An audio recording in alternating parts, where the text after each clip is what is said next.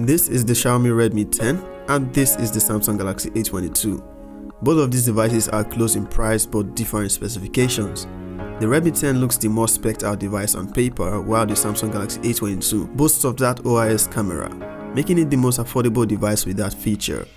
In actual user experience, only one of these devices have left the better impression. So, which is it? What is up guys, welcome to the channel. My name is Izzy and as always I try to bring you quality and informative reviews. In this case, a comparison between the Xiaomi Redmi 10 and Samsung's Galaxy A22. Now I've used and reviewed both of these devices and I'm going to have links down in the description so you can check those reviews out. For today's video we are going to be looking at the features these devices have in common and the ones that set them apart. Not just by specifications but actual user experience. As we know, specs don't tell the whole story. Note that there is a 5G version of the Galaxy A22, but what I have here for this video is the A22 4G. The Samsung Galaxy A22 and the Redmi 10 are both budget smartphones from the respective brands. Both phones are priced similarly at just under $200, though in Nigeria, the A22 is the slightly more expensive device. On build quality, you can't help but hand it to the Redmi 10. It has Gorilla Glass 3 on its display. Not sure what we have on the A22, but Samsung didn't say and I did not bother with a scratch test. Though I can tell it's not Gorilla Glass 3, I already have scratches on it. Both devices have a plastic rear finish. The A22 is glossy while the Redmi 10 is not exactly glossy. I'll say almost matte, but that doesn't prevent it from attracting smudges just like the glossy A22. The Redmi 10 has a curved rear finish, which makes it easier on the hands than the more boxy design in the Samsung Galaxy A22.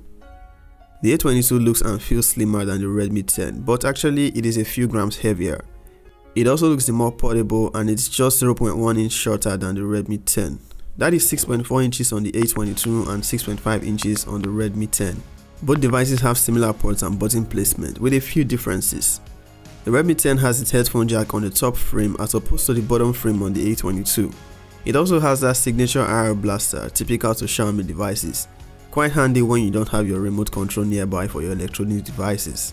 You can also see a speaker opening atop the Redmi 10, so yep, it has stereo speakers while the A22 has just a bottom firing mono speaker. While that sounds great, it is not as good as those on the Redmi 10, so take note of that if you prioritize media on your devices. You will get better sound from the Redmi 10. Both devices employ a side-mounted fingerprint scanner, both of which are responsive and equally fast to unlock the device. On the display side of things, at a glance you can pretty much see the difference. The Redmi 10 has a center hole point for a selfie camera, while we have the Infinity U style on the Galaxy A22. So we have a 1080p display on the Redmi 10 and a 720p display on the Galaxy A22, both with 90Hz refresh rate for smoother UI experience. Now here's where things get a little interesting. The 720p display on the A22 is Super AMOLED, while the 1080p display on the Redmi 10 is IPS LCD. In plain terms, the Samsung Galaxy A22 has the better looking and brighter display. It is more vibrant with colors and at its mid brightness it looks brighter than the maximum brightness on the Redmi 10. One I will not have high expectations of for outdoor use. But that is not to say the Redmi 10 has a bad display. It is actually good looking, but in comparison with the A22, well, I don't know about you, but I'll take a good 720p Super AMOLED display over a 1080p LCD display any day as long as other specifications checks out. But display alone does not make the phone. There are other things like software, cameras and processor performance amongst other things. Speaking of other things, today's video is made possible by sponsor Skillshare. Now if you've never heard of them, you should really check them out. It is an online learning platform with a great library of amazing classes to help you achieve or improve any skill you want. There's graphics design, photography, filmmaking, freelancing, you just name it. And there are amazing professionals to learn from. And speaking of freelancing, I found this class on Becoming Your Own Boss by Martina Fleur. If you are looking for how to succeed as a freelancer, this is definitely a class to take. It is actually a short one and you will get much value.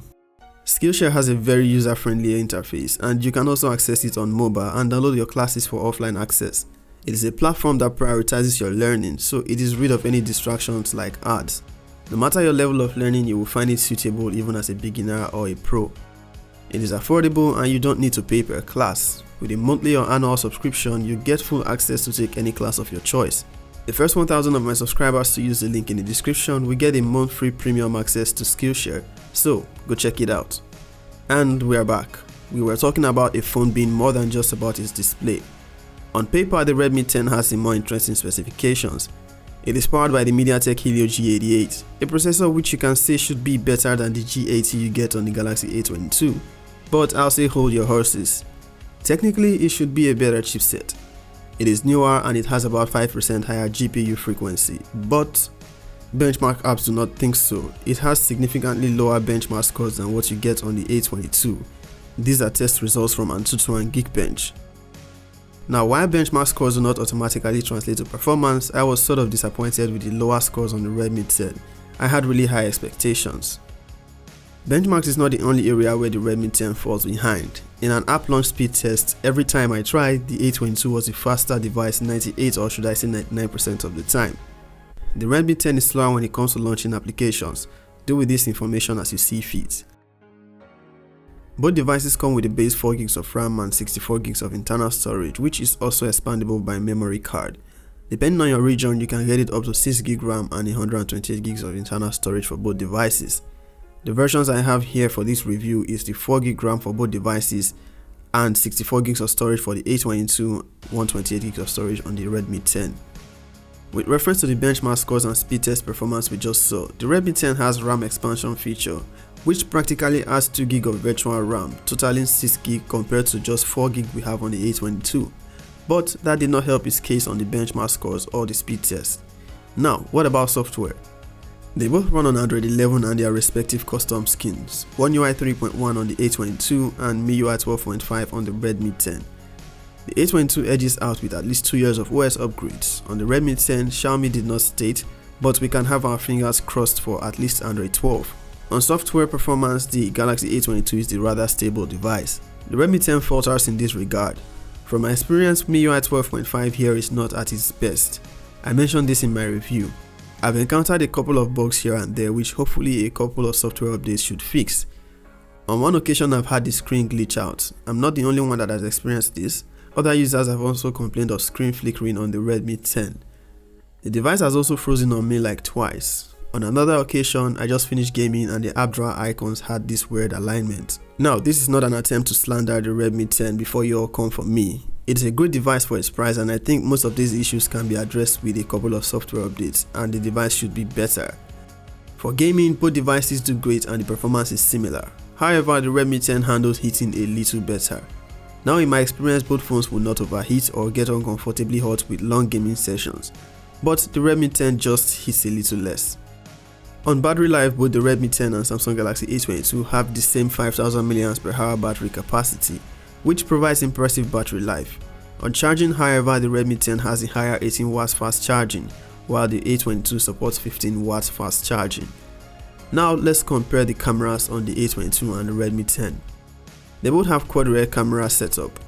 The Redmi 10 has a 50 megapixel main camera, 8 megapixel for its ultra wide, 2 megapixel depth and 2 megapixel macro camera.